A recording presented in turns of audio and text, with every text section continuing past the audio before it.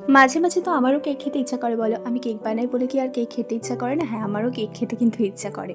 আর সেই জন্যই কিন্তু এই চকোলেট কেকটা আমি এক্সট্রা বেক করেছিলাম নিজে একটু গ্লাস কেক বানিয়ে খাবো বলে। সময়ের অভাবেই বলো বা ইচ্ছের অভাবেই বলো, বাড়ির লোকের জন্য বা নিজের জন্য আলাদা করে কিন্তু কেক বানানো হয় না।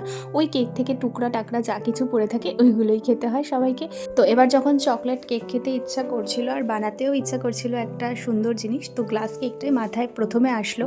তার কারণ গ্লাস কেকে খাটনি কম, কোনো ডেকোরেশন করতে হবে না, চটপট করে গ্লাসের মধ্যে একবার কেকের লেয়ার একবার ক্রিমের লেয়ার দিয়ে কিন্তু বানিয়ে নেওয়া যায়। সুন্দর করে কিন্তু আমি গ্লাস কেকগুলো বানিয়ে ফ্রিজে যেই রেখেছি তখনই ঠিক বিকালের দিকে আমার কাছে একটা ফোন আসে আর আমাকে একটা দিদি বলে যে আমাকে কিছু কেক বানিয়ে দেওয়া যাবে, ছোট্টখাটো কিছু কাপ কেক টাইপের বা কিছু।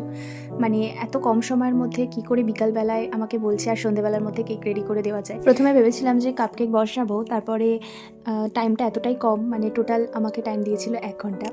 আর 1 ঘন্টার মধ্যে প্রথমে আমি না করে দেবো সেটাই ভেবেছিলাম। তো তারপর ভাবলাম যে কিছু স্পেশাল দিনে যদি আমার থেকে নিয়ে তারা স্পেশাল দিনটা সেলিব্রেট করতে পারে তাহলে আমার এর থেকে বেশি খুশি কিছু হতে পারে না। গ্লাস কেকগুলো সেইগুলো কিন্তু আমি তাকে দিয়ে দেওয়ার কথা ভাবি, তাকে ফোন করে বলি যে আমার কাছে কিছু গ্লাস কেক অ্যাভেলেবেল আছে, সেটা যদি তুমি নিতে চাও নিতে পারো।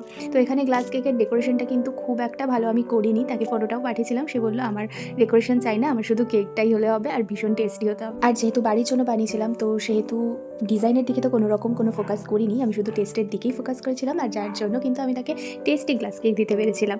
তো গ্লাস কেকগুলো দেখে তোমাদের কি মনে হচ্ছে, এগুলো কি খুব টেস্টি? আর টেস্ট করতে গেলে কিন্তু অবশ্যই অর্ডার করতে হবে। টাটা।